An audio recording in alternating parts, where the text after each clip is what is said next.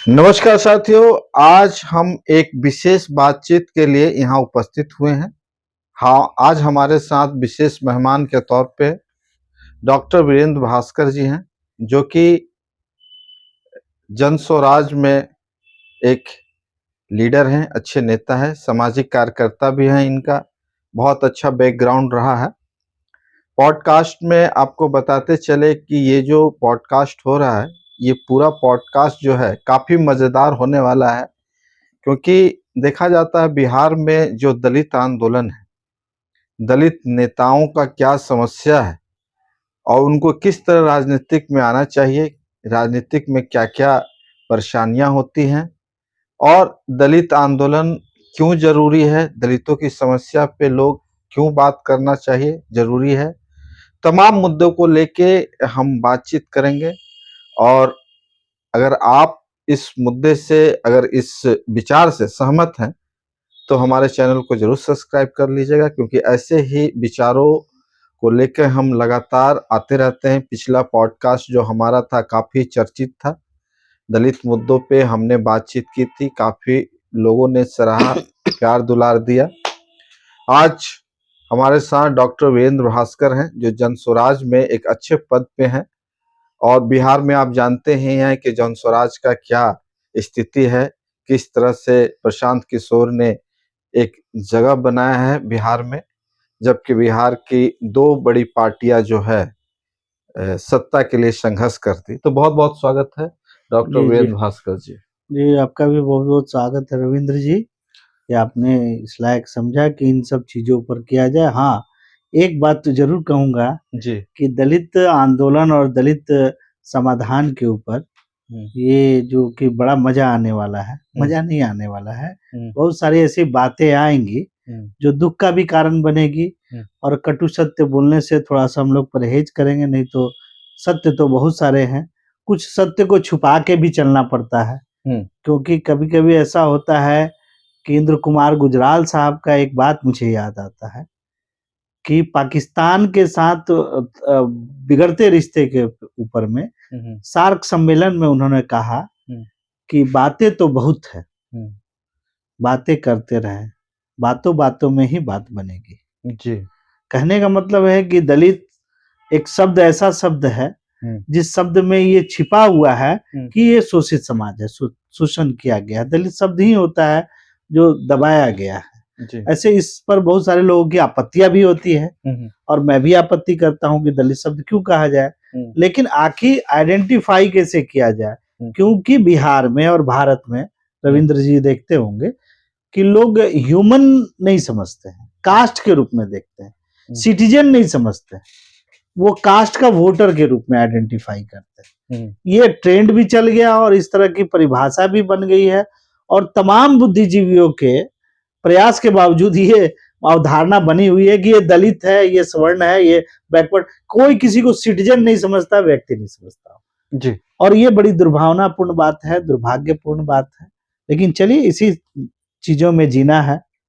Sir, आपसे पहला सवाल हमारा ये रहेगा, कई लोगों का सवाल रहता है, ये पब्लिक के तरफ से सवाल है, आखिर आपने राजनीतिक में आने का विचार कब आया सर? कैसे आया? देखिए, राजनीति में विचार मुझे इसलिए आया कि मैं वैसे बेसिकली एक अच्छे परिवार से हूँ। मेरे पिताजी डिप्टी कमिश्नर से रिटायर किए थे, मतलब वो गज़टेड ऑफिसर थे। तो खाने-पीने का कोई दिक्कत नहीं था, पढ़ने-लिखने का कोई दिक्कत नहीं था। मेरे पिताजी जो थे वो कुछ खुले विचारों के थे। खुले विचारों का मतलब कि वो पढ़ाई में कोई दबाव नहीं डालना चाहते। तो उन्होंने मुझे एक बात बोला था और बार-बार बोलते थे कि पढ़ने के लिए आप जितना दिन पढ़ोगे, मैं पैसा दूँगा, लेकिन अगर बिज़नेस के नाम पे कहोगे तो एक रिक्शा भी खरीद के नहीं दूँगा। जी। ये उनका गाइडलाइन था। तो इस कारण से हम लोगों को पढ़ना पड़ा।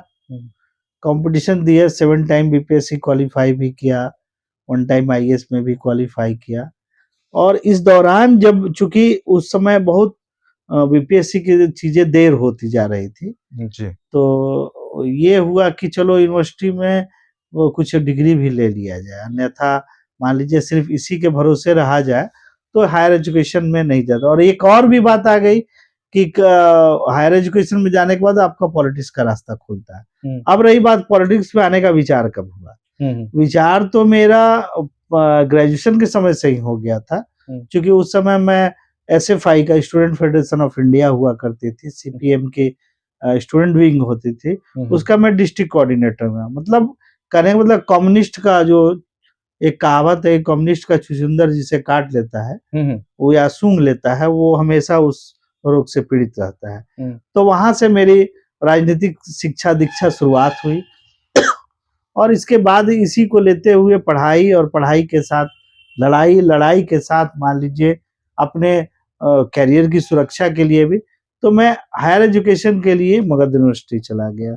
मगध यूनिवर्सिटी में जाने के बाद पीजीएल भाग लिया। मैंने वहां देखा कि बहुत सारी अव्यवस्था है, लोग छात्र नेता हैं लेकिन उनको मतलब कायदे से वो काम करने नहीं आ रहा है, जो बात करने का लहजा होना चाहिए। तो मैं भाग लेना शुरू किया और वहीं से मेरी शुरुआत हुई, और ऐसी शुरुआत हुई कि मैं बाद में वहाँ का यूनिवर्सिटी प्रेसिडेंट भी बना, और मैं काफी हंगामेदार विश्वविद्यालय अध्यक्ष रहा। और हंगामेदार के साथ ये भी है कि जितने भी प्रोफेसर हैं, तमाम विरोध के बावजूद मेरे चरित्र के बारे में उनका एक अच्छा परसेप्शन रहा। ये मेरे लिए बड़ी खुशी की बात, बड़ा प्यार मिला इस मामले में। आपने अपने फादर का जिक्र किया, उनकी एक बात का भी जिक्र किया है। जब आप राजनीतिक में आए तो फादर का क्या रिएक्शन था? उसमें फादर थे? फादर मेरे नहीं चाहते थे कि मैं राजनीति में आऊं, क्योंकि वो डरा हुआ समाज के डरे हुए प्रतिनिधि थे। वो चाहते थे कि हमारा बेटा भगत सिंह ना बने, बल्कि एक कोई ऑफिसर बन जाए, और भले ही ऊपर सुपीरियर का डांट सुनता रहे लेकिन सुरक्षित जीवन जिए, और अपने से नीचे वाले को डांटते रहे। ब्यूरोक्रेसी में क्या होता है, एक अगर कोई पुलिस डिपार्टमेंट को लीजिए तो दरोगा अपने नीचे के सिपाही को गाली बकता है और वो खुद एसपी से गाली सुनता है। तो मेरा ये कहना था कि उसी मेंटेलिटी से थे ब्यूरोक्रेसी। हम लोग किसान फैमिली से, मेरे दादा किसान थे, तो किसानी करते करते गोतिया ने कुछ दबाव डाला। अच्छा, गांव का माहौल ठीक, बाहुबली का मामला होता है। मेरे दादा सिंगल थे, मेरे पिताजी सिंगल थे, तो खेती बाड़ी छोड़ के वो टाटा चले गए। टाटा के बाद वो वहाँ नौकरी करने लगे। मेरे पिताजी पढ़ गए और अच्छा फर्स्ट डिवीजन, उस समय शेड्यूल कास्ट कोई करता नहीं था, तो वो फिर बाद में जो है वो बीपीएससी क्वालिफाई के ऑफिसर बन गए जी।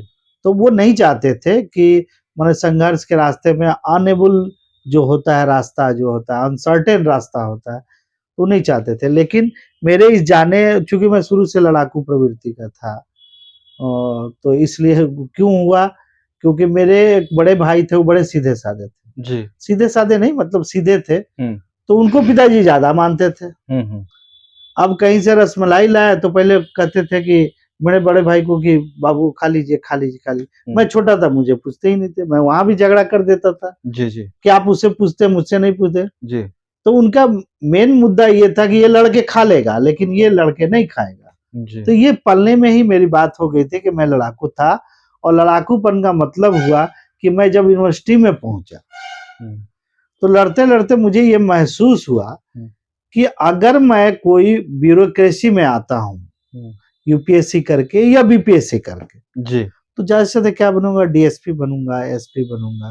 मुझे लगता था कि बहुत बड़ा चीज है। लेकिन जब बाद में मेरा जो वो कहा जाता है ज्ञान का या कहिए मेरी बेवकूफी का जो यात्रा जो शुरू हुई, वो ये हुई कि जब मैं कोई ऑफिसर बनता हूँ तो इसका मतलब है कि हम पार्ट ऑफ सिस्टम है। तो मैं समझता हूँ कि देश को कौन चला रहा है, तो पॉलिटिशियन ब्यूरोक्रेसी नहीं बल्कि पॉलिक्रेसी चलाती है जी। बिल्कुल। तब मुझे महसूस हुआ कि मेरी लड़ाई अगर है तो मैं ब्यूरोक्रेसी रख के ये तेवर नहीं रख सकता हूँ। मैं अपने तेवर को बचाने के लिए पॉलिटिक्स ज्वाइन कर लिया। अच्छा। पॉलिटिक्स में छात्र राजनीति में आया, बाद में कांग्रेस का नेशनल यूथ कांग्रेस में मैं रहा, और फिर 2010 में मेरा मान लीजिए कांग्रेस से बोधगया से सीट भी अनाउंस हुआ, तो वहां भी बहुत सारी बातें हैं। तो ये मेरी शुरुआत हुई।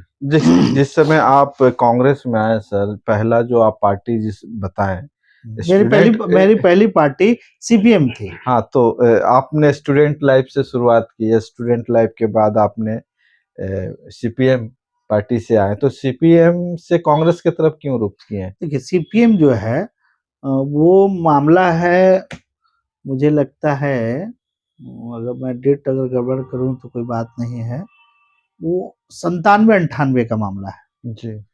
तो 97-98 में सीपीएम जो है वो आहिस्ता आहिस्ता आरजेडी को वो करने लगी थी support. Support in the sense क्या होता था कि पहले सब सामंतीवादी पार्टी के रूप में आरजेडी उभरी, जिसका विरोध सीपीएम किया। सीपीएम चूंकि मजदूरों की पार्टी थी, श्रमिकों की पार्टी कही जाती, सर्वहारा की तो वो करना शुरू किए। लेकिन बाद के दिनों में मुझे ये लगा कि अब ये आहिस्ता आहिस्ता उसकी ओर सट रही है, और सटते सटते ये स्थिति हो गई कि ये भी हो रही है कि हम ब्लॉक या कहीं पर विरोध करते हैं और बाद में सरकार जब बनाना होता है तो साथ में आ जाते, तो मुझे थोड़ा सा वो बुरा लगा। तो इसलिए मैंने इन दोनों को छोड़कर समन्वयवादी, जिसकी संप्रभुता, राष्ट्रीयता और सामाजिक समन्वय, समावेशी विकास वाली पार्टी कांग्रेस को मैंने ज्वाइन किया, ताकि ये कबीर दास की उस कहावत के तरह है कि कबीरा खड़ा बाजार में मांगे सबकी खैर, ना काहू से दोस्ती ना काहू से बैर। तो कांग्रेस एक ऐसी पार्टी थी जिसका स्वर्ण भी विरोध नहीं करते थे और ना ही दलित विरोध करते थे, क्योंकि पहले हाँ थोड़ा बहुत ओबीसी के लोग विरोध करते थे, क्योंकि उनमें राजनीतिक चेतना अब जाग रही थी। तो कांग्रेस ज्वाइन किया, इसके पीछे मेरा यही मुख्य बात रही। और मुझे कांग्रेस ने बहुत प्यार भी दिया।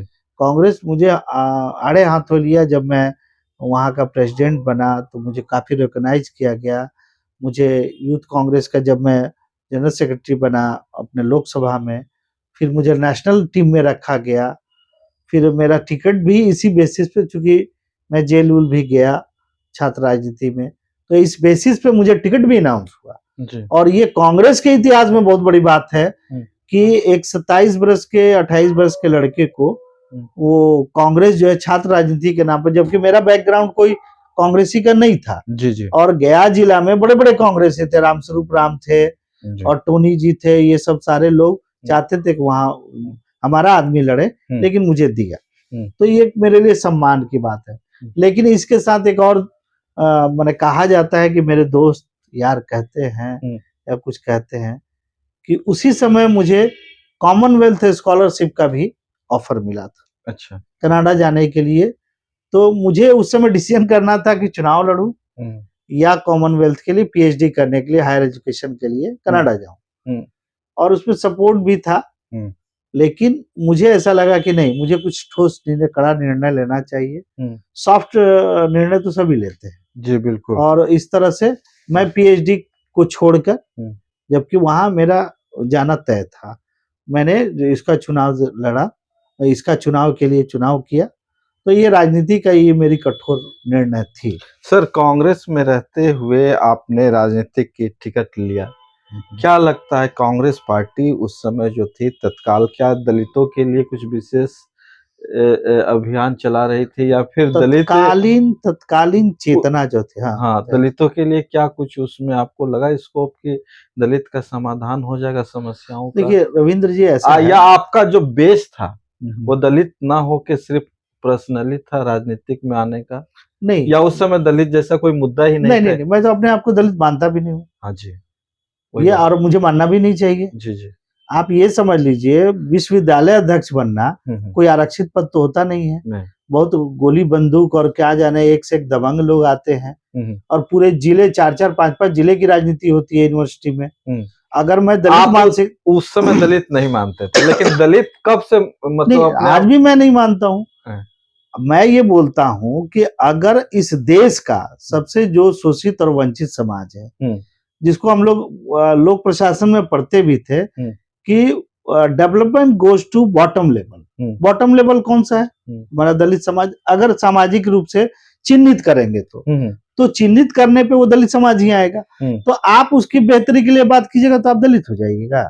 ये तो समाज की बात हो रही है, समाज की बेहतरी की बात हो रही है, और समाज की बेहतरी की बात होती है मतलब राष्ट्र की बेहतरी की बात होती है। क्यों बाबा साहब अम्बेडकर ने महागाड़ी सम्मेलन शुरू किया? क्यों गांधी जी ने हरिजन आंदोलन शुरू किया? ये सब बातें सत्यशोधक समाज की बात क्यों हुई? बहुत सारी ऐसी बातें हैं जो सोचना पड़ेगा। इसका मतलब ये नहीं होता है कि आप दलित हैं इसलिए दलित के बारे में सोच रहे हैं। अगर मैं काला होता, अगर अमेरिका में होता तो मैं गोरे के खिलाफ लड़ता। बात है शोषण के खिलाफ लड़ने का, असमानता के खिलाफ। सर कांग्रेस में आप जब थे तो क्या आपके दिल में कभी नहीं लगा कि हम जो समाज के दबे कुचले, जिसे आपने अभी आइडेंटिफाई किया कि जो निचले वर्ग है वो दलित है, तो उन लोगों के लिए कुछ अलग से हम कुछ करें, दिल में जज्बा हो इसलिए हम इलेक्शन लड़े, या इलेक्शन ऐसे ही लड़ना चाहते थे? क्या पर्पस था आपका इलेक्शन लड़ने का कांग्रेस के टिकट पे? मैंने शुरू में ही कहा, मुझे कोई शौक नहीं था। सबसे पहले मैं क्रिकेटर बनना चाहता था और मैं अच्छा क्रिकेट भी पटना में मैं खेला हूँ, पीडीसीए खेला हूँ और सीनियर डिवीजन खेला हूँ। फिर मैं लोहरदगा चला गया, वहाँ का कैप्टन बना, कोच बना। मुझे लगता था कि मैं एकदम सचिन तेंदुलकर मेरी उम्र के हैं। वो कुछ लोगों ने कहा भी था कि सचिन तेंदुलकर 17 वर्ष में इंटरनेशनल खेल रहा, तुम डिस्ट्रिक्ट खेल रहे हो। तो ये बातें थी यूनिवर्सिटी। तो मैं उस समय क्रिकेटर बनना चाहता था, लेकिन जब दुनियादारी में आया और शोषण और असमानता समाज में देखा तो मेरे मन में जो विद्रोह भावना थी, विद्रोह भावना के तहत आदमी राजनीति ही एक उपाय बच जाता है कि लड़ाई लड़ा जाए जी। तो वो डायरेक्ट लड़ाई थी। आप कानूनी लड़ाई लड़ते हैं, वो वकीलों का काम है, वकीलों का प्रोफेशनली माना जाता है। लेकिन अगर सही में सत्य की अगर कोई बात करता है तो वो पॉलिटिक्स ही है। यह अलग बात है कि आज के पॉलिटिशियन खुद को दलाल बना लिए हैं और अपनी सुख सुविधा के लिए सत्य बातें नहीं करते हैं और देश के हित में बात नहीं करते हैं।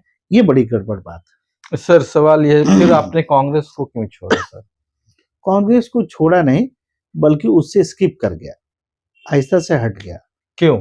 2010 में जी वो अकेले थी जी।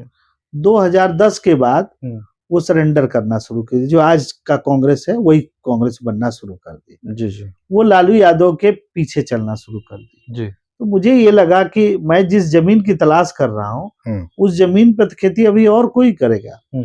और ये टेंडेंसी मैंने देखा कांग्रेस को कि कांग्रेस सिर्फ अपने केंद्र सरकार बनाने में मशगूल है और यहाँ की खेती वो लालू यादव को दे देती है।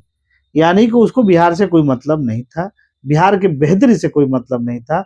इस कारण से मुझे लगा कि अगर मैं कांग्रेस के साथ उस समय ज्यादा देर तक रहता तो मैं अपने लिए तो अच्छा सोचता, लेकिन बिहार के बेहतरी के लिए नहीं सोचता। क्योंकि आप जानते हैं कि इसके बाद जो हुआ, जब लालू प्रसाद जी पूरे अपने फेज में आए, ये अलग बात है कि हम लोगों को कोई ज्यादा दिक्कत नहीं हुई, उसको जो जंगल राज आप कहते हैं, लेकिन बहुत सारे इससे पीड़ित हुए और विक्टिम्स हुए।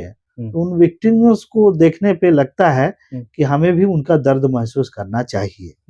तो जी सर, आपने कांग्रेस छोड़ के फिर किस पार्टी में आए और क्या? फिर मैं थोड़े दिन के अंतराल के लिए मैं राजनीति से दूर रहा। लगभग कितने? लगभग मान के चलिए 4-5 साल तक। जी। फिर मुझे एक जुनून आया कि मैं बहुत अमीर आदमी बन जाऊं। जी। वो नहीं बन पाया। आज भी फाकाबाजी में ज्यादा है जी, खर्च ज्यादा है, शौक ज्यादा है।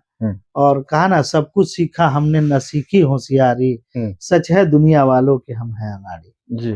तो पैसे के मामले में मैं बहुत सारे गंवाने के तिगड़म जानता हूँ, कमाने के तिगड़म नहीं जानता हूँ। ये मेरी कमी है जी। और यही मुझे राजनीति में भी सफर बना रहा है। अच्छा, तो ये चीजें कह सकते हैं। 5 साल गैपिंग के बाद फिर आपने किस पार्टी को ज्वाइन किया सर, और क्यों किया? हाँ, फिर मुझे लगा कि फिर कुछ कर्ज वर्ज भी हो गए थे, थोड़ा सा पारिवारिक भी था। इसके बावजूद भी तो पहले का भाई छुछुंदर काटे हुए था। तो इस कारण से मैंने वो फिर से शुरुआत की और 2019 में एक मौका मिला, डेहरी विधानसभा जो जनरल सीट है। अच्छा। वहां से इलियास हुसैन जी वो सजाए याफ्ता हो गए थे, तो उसमें बाई इलेक्शन हो गया। तो वो बाई इलेक्शन 2019 के लोकसभा के साथ हुए, तो उसमें मैं भाग लिया।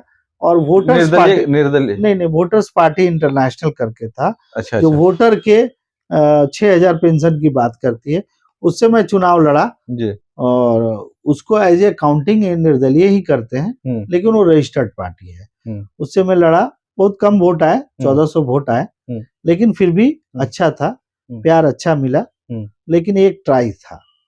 इसके बाद फिर से थोड़ा बहुत सक्रिय हुआ। तो यही है मामला। उसके बाद क्या हुआ? और ऐसे बीच में भी देखिए कुछ फेज हैं। हाँ। लोग कहते हैं कि उस फेज को आप उठाते हैं तो एक कंट्रोवर्सी पैदा हो जाती है। जी जी। कंट्रोवर्सी कैसे पैदा होती है? क्योंकि 2010 के बाद जब मैं छोड़ा तो फिर ज्वाइन किया बीच में। एक अनिल पटेल साहब थे, उन्होंने मुझे जेडीयू ज्वाइन किया जी। और जीतन राम मांझी जी उस समय लोकसभा के उम्मीदवार थे। जी बिल्कुल। उन्होंने मुझे बेला में मुख्यमंत्री नीतीश कुमार से माला पहनवा कर जेडीयू ज्वाइन करा। कुछ मुद्दों का मामला था, पद का मामला था, तो उन्होंने कहा था कि प्रदेश में सचिव महासचिव बनाएंगे। बाद में वो कहने लगे कि आप एससी सेल में चले जाइए। मैं बोला कि कभी मैं सेल की राजनीति नहीं किया हूँ और ना मैं करूंगा। जी बिल्कुल। और इसलिए मैं ये कॉम्प्रोमाइज नहीं किया और मैंने 4 दिन में ही उस पार्टी को छोड़ दिया। जी। मुख्यमंत्री के सदस्यता दिलाने के बावजूद भी। जी। 2014 में ही आपको एक और बात बता दूं, फिर कंट्रोवर्सी हो जाएगी। जी बताइए। कि 2014 में मैं आम आदमी पार्टी का भी गया लोकसभा का उम्मीदवार था। अच्छा। स्कूटनी जब हुई तो मनीष सिसोदिया खुद फोन करके हमसे पूछे कि भास्कर जी आपका तो नाम है कि इस लोकसभा में आप कितना पैसा खर्च कर रहे हैं। तो मैं थोड़ा सा राजनीतिक रूप से उतना चालाक नहीं था। तो 2014 का मामला है, तो मैंने बोला कि वही 10-15 लाख रुपए खर्च करूंगा। मैंने ज्यादा ही बोल दिया था, सच पूछिए तो। बोले कि नहीं नहीं उतना से तो नहीं होगा, कि कम से कम 30 लाख रुपए खर्च है। उनके हाँ है, आप कितना देंगे? मैंने सिसोदिया साहब से पूछा, अभी वो रिकॉर्डिंग नहीं है, मैं रिकॉर्ड करके रखा था। बोले कि नहीं कम से कम 30 लाख। और बोले कि देखिए और लोग मान लीजिए चंदा वंदा भी देते हैं, तो उसको मान के चलिए 15 से 20 लाख मान के चलिए। बोले कि हाँ वो तो ठीक है। इसके बाद वो साइलेंट हो गए, चुप हो गए। एक भाजपा द्वारा प्रोजेक्टेड धनंजय पासवान को ले जाया गया, उनसे भी लिया गया, इंजीनियर थे वो। उनसे पूछा गया तो उन्होंने बताया कि मैं 50 लाख रुपए खर्च करूंगा। जी जी। मैं ये सब सातिरपना मैं नहीं जानता था। तो उनका टिकट कंफर्म हो गया। जी बिल्कुल। और वो बाद में वो 1 लाख भी नहीं खर्च किए, वो अलग बात है। और आम आदमी पार्टी का मिट्टी पलीद हो गई। जी बिल्कुल। तो मैं इधर आया तो ये भी एक मेरे सीखने वाली बात। हाँ जीवन का एक हिस्सा है। जी। और मेरा संघर्ष हमेशा जो है ना, वो जो सांप सीढ़ी वाला जो खेल होता है, जी बिल्कुल, कि 1 से 99 तक पहुंचे, 99 पे सांप काट लिया और नीचे गिर गया। जी बिल्कुल। तो ये रहा है राजनीति में। उसके बाद फिर आपने एक नई पार्टी ज्वाइन की, उस पार्टी का नाम क्या है? नहीं, नई पार्टी नहीं, इसके बाद जो है वैचारिक स्तर पे अब ये आने लगा कि सारी पार्टियां वंशवादी और अवसरवादी हो गई। जी। और जो 2019 में जो उभार हुआ, 2014 से बीजेपी आने लगी। जी बिल्कुल। तो सारे इंडिया में जो है उछाने लगी। जी। तो उस स्थिति में मुझे बड़ा असुरक्षा महसूस हुआ। तो मुझे लगा कि कट्टरता को कट्टरता से ही जवाब दिया जा सकता है। तो मुझे कुछ लोगों ने पहल करके आजाद समाज पार्टी में ले गए। जौहर आजाद जी अध्यक्ष हैं, अभी भी हैं, उस समय थे। उन्होंने मुझसे आग्रह किया कि आप ज्वाइन कर लीजिए, जो पद चाहेंगे वो दे देंगे। जी बिल्कुल। तो मैं आजाद समाज पार्टी ज्वाइन किया, प्रवक्ता बना, प्रदेश उपाध्यक्ष बना। जी। काफी वोकल होकर मनुवाद ब्राह्मणवाद के खिलाफ बोला। जी। और समतामूलक समाज बहुजनवाद पर बोला। काफी नाम वाम होने लगा था। कुछ पार्टी में दिक्कत होने लगी। क्या दिक्कत होने लगी? मुझे लगा कि मेरे नाम से भी कुछ लोगों की घबराहट होने लगी। क्योंकि जो पार्टी किस तरह का घबराहट? जैसे व्यक्तित्व का, माने इमेज का कि आपका जो कद है पार्टी में बढ़ रहा है, कह सकते हैं। ऐसा मुझे, मैं अपने मुंह से बोलूं तो ये अच्छा नहीं है। जी जी। कुछ लोगों ने मुझे बताया, साथियों ने, जी कि आपका मान लीजिए अगर कुछ भी विरोध हो रहा है तो उसके पीछे रीजन ये है कि आपके आने से सारे लोग ओवरलैप हो गए। अच्छा अच्छा। ठीक है। तो मुझे ऐसा लगा और उन्होंने एक बार कह भी दिया कि देखिए आप इंटरव्यू देते हैं तो बहुत अच्छा तो नहीं होता है। जबकि पूरे बिहार से सराहना मिलती थी। जी। कि उसका कोई मतलब निकलता है, तो मैं सारा समझ गया कि मेरे, तो मैंने उस दिन से पार्टी छोड़ दिया कि मेरे रहते। और एक और बात थी कि वो इलेक्टोरल पॉलिटिक्स नहीं कर रहे थे।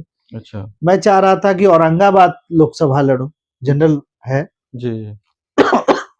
तो वो देखे कि वो लोग कन्नी काटने लगे, तो मुझे लगा कि मैं अपना समय इसमें बर्बाद कर रहा हूँ, क्योंकि आज के डेट में आजाद समाज पार्टी और सिर्फ थाने में एफआईआर करने के लिए और संगठन से पैसा वसूल के नगीना सीट को जिताने में लगी हुई है। तो इस तरह की प्रवृत्तियों से बिहार के समस्याओं का समाधान नहीं हो सकता है। इस बात को मैंने रखा, लेकिन उस बात पे ज्यादा ध्यान नहीं दिया गया। इसलिए मैंने उसको छोड़ा और कुछ दिन साइलेंट रहा, जेडीयू के संपर्क में रहा।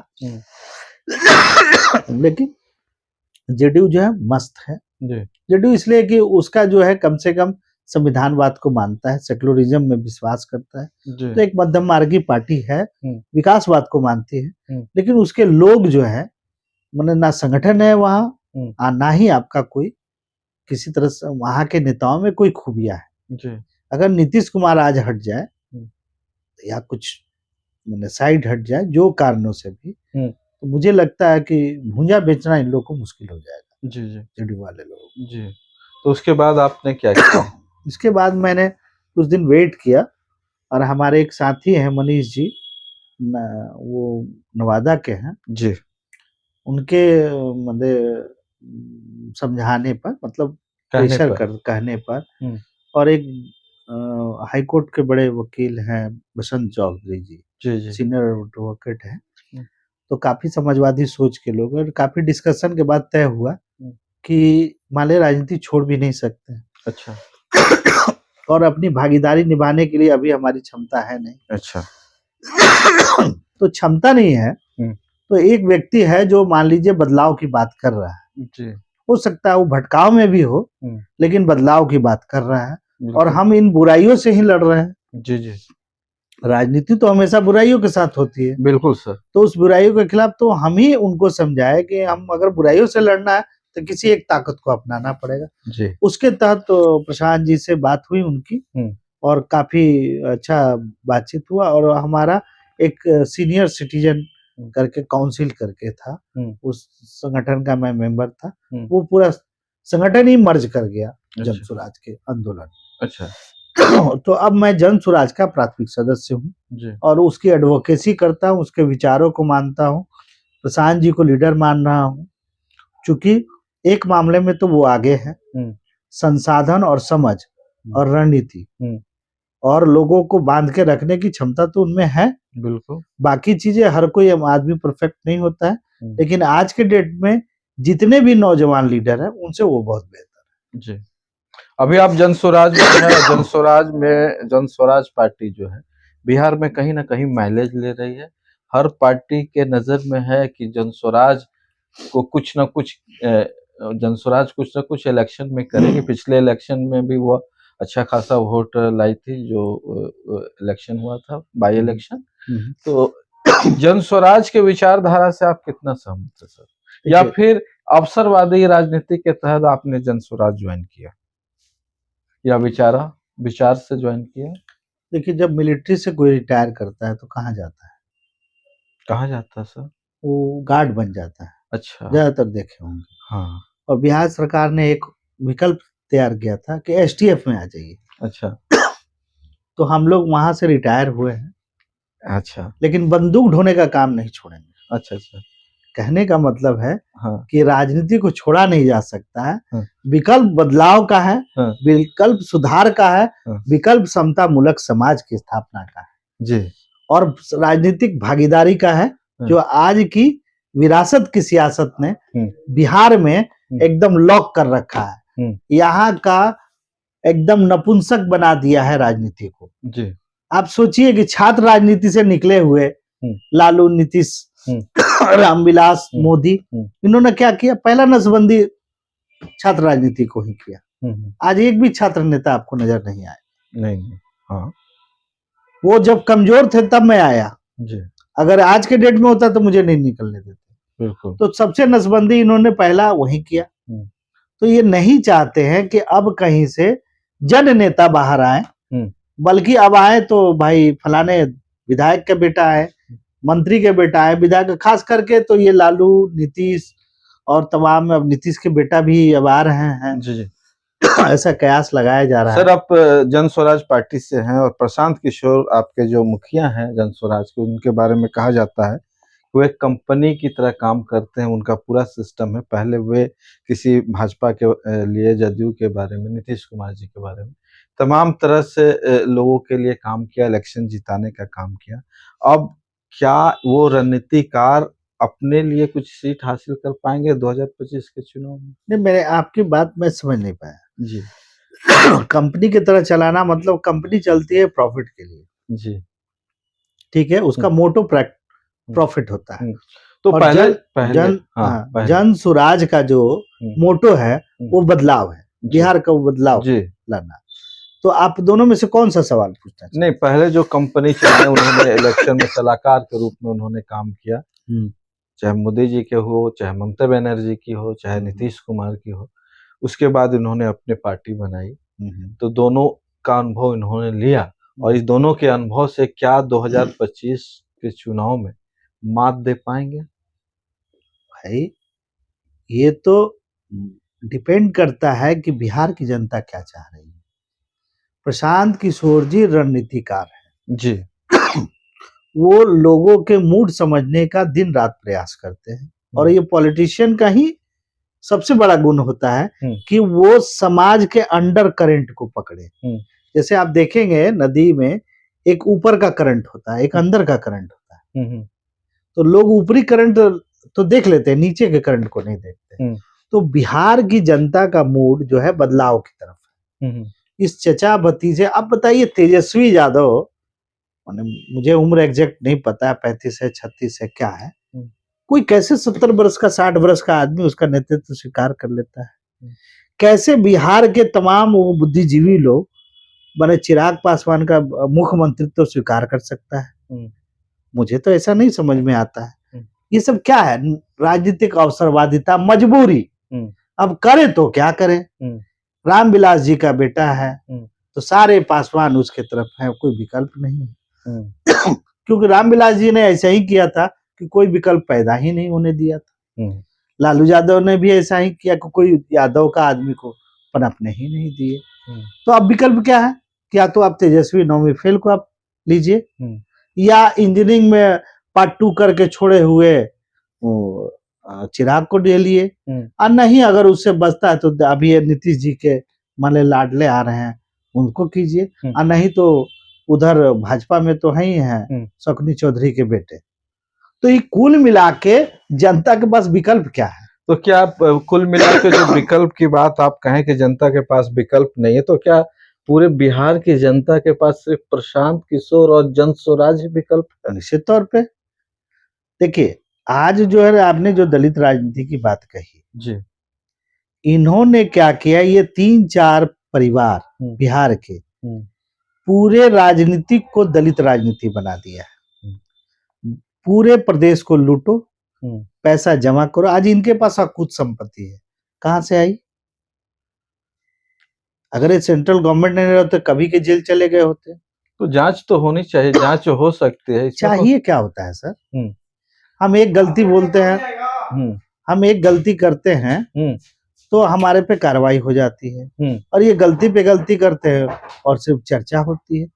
चर्चा और कार्रवाई में अंतर समझते हैं ना, पावरफुल लोग हैं। मेरा ये कहना है जब विकल्प की बात आती है, इन्होंने विकल्पहीनता पैदा किया कि यहाँ के नेताओं को पैदा ही नहीं हुआ दिया, और इनके सारे रोजगार और पूंजी जो है इन्होंने खींच लिया कि ना कोई पैसा कमाएगा और ना ही राजनीति की बात सोचेगा। आप एक गाना चलता है बिहार में, हमरा तो लागत कि बबुआ सीएम होई हन हो कि डीएम होई हन हो, हमरा तो लागत है कि पीएम होई हन। जी, क्यों कहा जाता है कि अब जो है लाडला जो पैदा हो रहा है वही डीएम और सीएम होगा। अच्छा, आपका लाडला नहीं होगा, आपका लाडला तो मजदूर प्रदेश का है, वो तो मजदूर ही होगा। जी, आप मजदूरी बिहार में करना है, लुधियाना में करना है, जयपुर में, तमिलनाडु में, कहाँ करना है, ये आपके पास विकल्प छोड़ के इन्होंने रखा है। तो अगर ये लगता है कि ये बुरा हो रहा है, आजादी के 78 साल बाद भी हम पिछड़े राज्य रह गए, पहले भी थे, तो इसका मतलब है कि इसके क्या कारण है?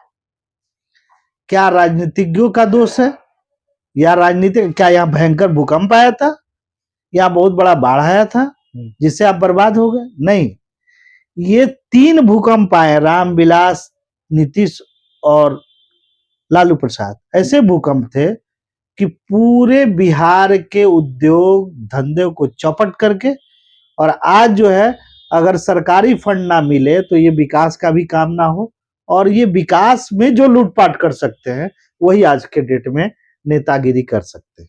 आपके प्रशांत किशोर जो है राजनीतिक इनका ठीक ठाक चल रहा था, लेकिन बीच में बीपीएससी का मामला आ गया, जो उन्होंने आंदोलन भी किया, लेकिन उनके आंदोलन को कोई धार नहीं मिला, कोई किसी तरह की कोई बात नहीं हुई। आज भी जो बीपीएससी के छात्र हैं, आज भी गर्दनी बाग में आंदोलन कर रहे हैं। तो इससे क्या लगता है, प्रशांत किशोर की जो रणनीति है कहीं ना कहीं तो फेलवर नजर आ रही है? देखिए, बहुत सारे लोगों को आंदोलन का तकनीक नहीं पता होता है, और आंदोलन किसे कहते हैं वो नहीं समझ में आता। आंदोलन जिद नहीं होता है। मैंने क्या बोला? आंदोलन जिद नहीं होती है जी। प्रशांत किशोर जी के आने से एक फायदा तो हुआ कि वो हाईलाइटेड हुआ, मीडिया में आया।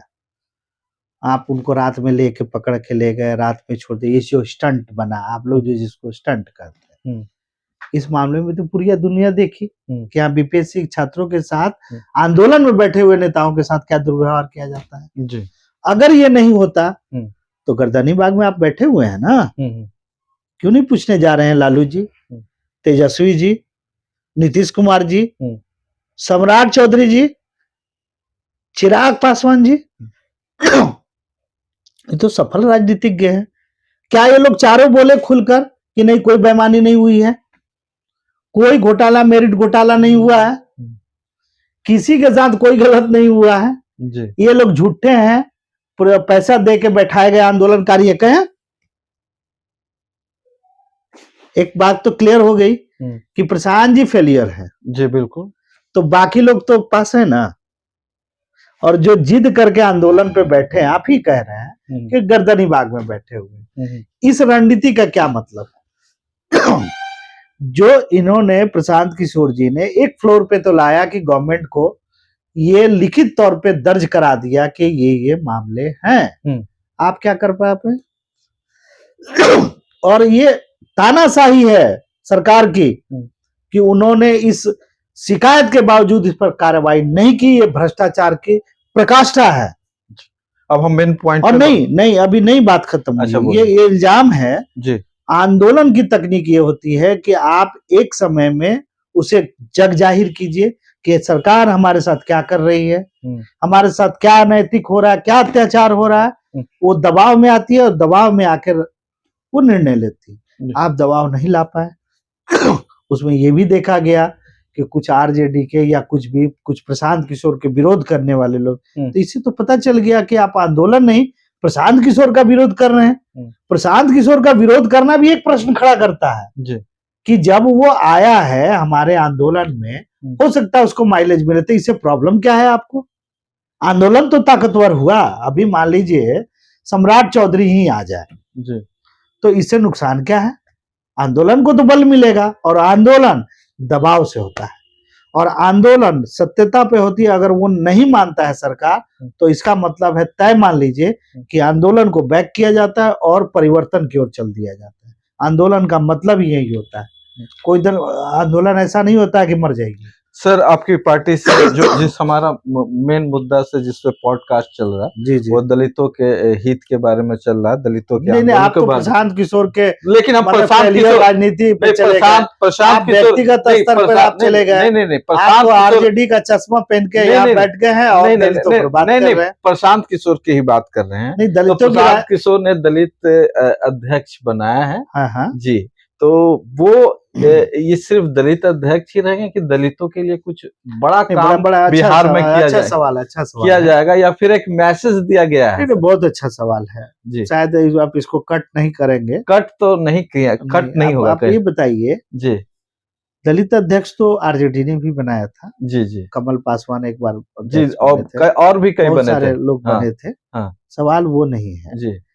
आपने भागीदारी क्या दिया? हम्म, अब जैसे मान लीजिए हम्म, बिहार में विधानसभा में 2000 के बाद, 2000 के पहले तो ज्यादा सीट थे।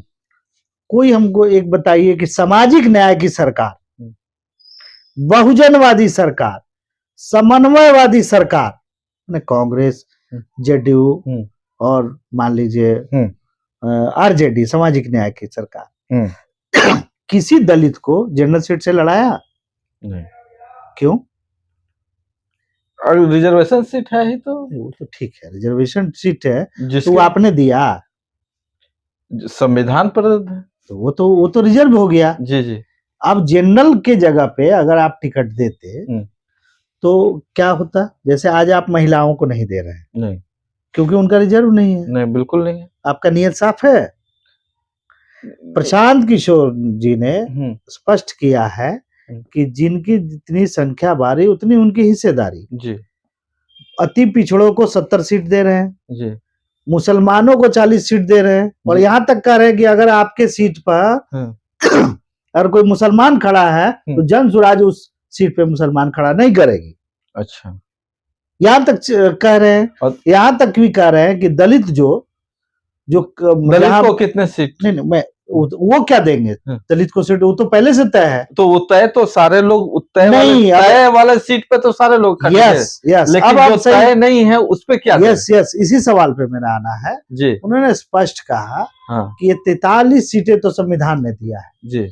जब आप 15% थे तब, अब आज आप 20% है। वैसी सीटें जहां दलितों की आबादी अधिक है, यानी 25-30% है, वहां अगर कोई काबिल आदमी आता है तो हम उसे जनरल सीट पे भी लड़ाएंगे जी। और इस बात पे वो प्रतिबद्ध है। मेरा यही पर उल्टा सवाल है कि लालू यादव की सामाजिक न्याय की सरकार किस समय, मतलब एक दुसाध को अहिर के खिलाफ लड़ाया, या किसी चमार को राजपूत के खिलाफ लड़ाया, या किसी भूमिया को भूमियार के खिलाफ लड़ाया? नहीं लड़ाया। नहीं। यानी आपके नजर में अभी भी दलित ही है जी। लड़ने लायक वो नहीं है। उनका मानना है कि दलित का हाथ नहीं होता है, आंख नहीं होता है, मुंह जुबान नहीं होता है, ऐसा सोच के वो चलते हैं। ऐसी बात नहीं है। देखिए, इसका परिणाम उन्होंने भोगा है जी, कि प्राइम मिनिस्टर के रेस में वो जब थे तो रामविलास जी ने लंगड़ी मार दिया, क्योंकि रामविलास जी खुद प्रधानमंत्री के रेस में थे तो इन्होंने लंगड़ी मार दिया था।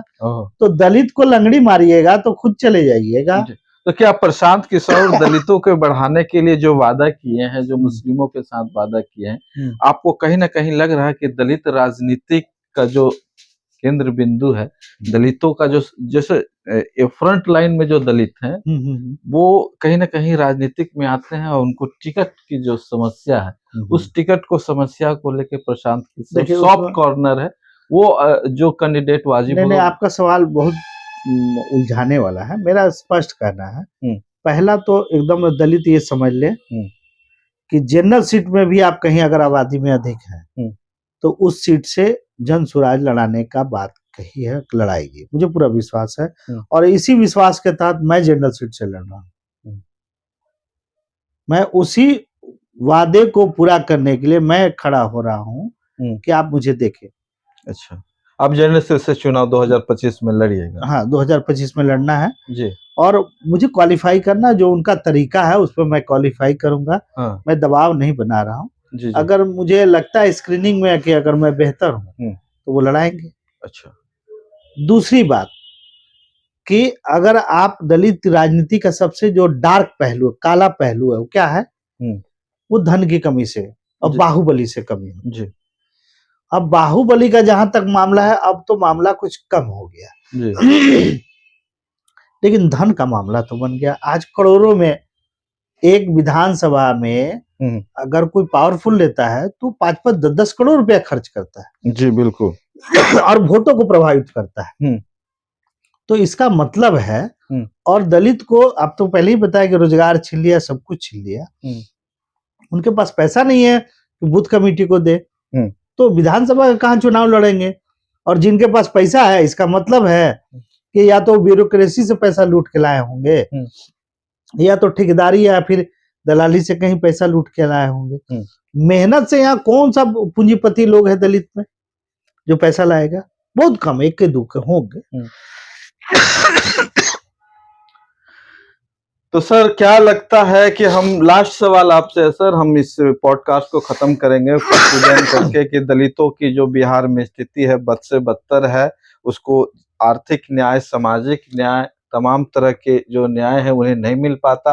आज भी दलित बहन बेटियों की हत्या होती है, बलात्कार होता है, वो दर दर के ठोकरों खाने के लिए मजबूर है। क्या प्रशांत किशोर अगर सरकार में आए या सरकार से संबंधित कुछ सीट ले आ पाए जिससे सरकार में कुछ भागीदारी मिले, तो क्या दलितों की समस्या को वो निदान करेंगे सर? लास्ट सवाल है सर।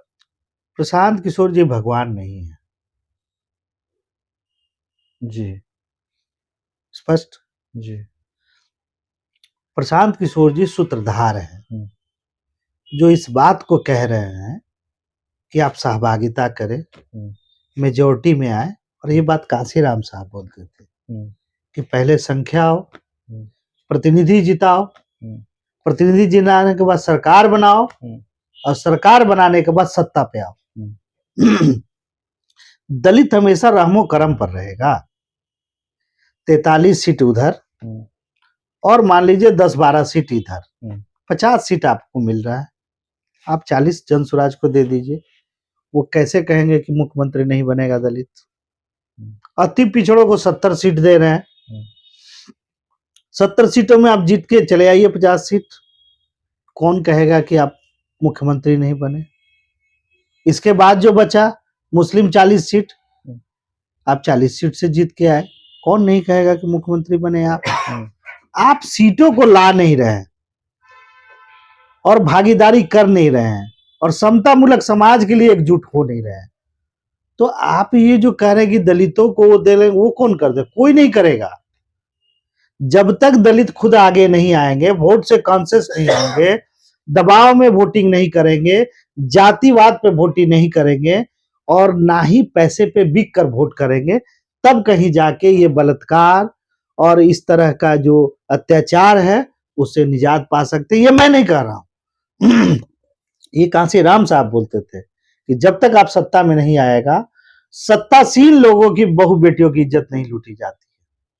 ये कांसीराम साहब का कहना था। तो आप सत्ता में पूरी मजबूती के साथ आए। इन्हीं सब बातों के साथ मैं कहना चाहूंगा कि ये आह्वान है, सूत्रधार है। यूं कहिए, फिर मैं कहता हूं कि भगवान नहीं है, लेकिन भगवान के करीब हो सकते हैं अगर लोगों ने ये बात मान ली। तो भगवान कब बनता है? जब व्यक्ति मानता है। जी। व्यक्ति मानता है तो भगवान होता है। जैसे पत्थर को हम लोग भगवान मानते हैं, पूछते हैं, उसमें क्या है? एक पत्थर है, पैर मार दीजिए कुछ नहीं करेगा। लेकिन जब हमारी आस्था उसमें हो गई तो भगवान हो गया। तो अगर बिहार की जनता ने चाहा तो सूत्रधार से उनको भगवान भी बना सकती है। ये तो तय होगा कि बिहार की जनता क्या चाहती है। चलिए, बहुत बहुत धन्यवाद आपको, हमारे पॉडकास्ट में आपने भाग लिया। बहुत अच्छी जानकारी दी, बहुत जन स्वराज के बारे में भी दी और साथ ही साथ दलित अवधारणाएं क्लियर हुई होगी मुझे लगता है। जी। मेरा इस उद्देश्य सिर्फ जन स्वराज पार्टी को प्रमोट करना नहीं है, वो तो जैसे बढ़ना है वो तो बढ़ेगी ही। लेकिन मुख्य बात है कि बिहार के असली तकलीफ और असली सोच है क्या। जी। उस सोच को अगर आप नहीं पकड़ेंगे तो परिवर्तन करने के बावजूद भी आप कुछ नहीं कर पाएंगे। जी।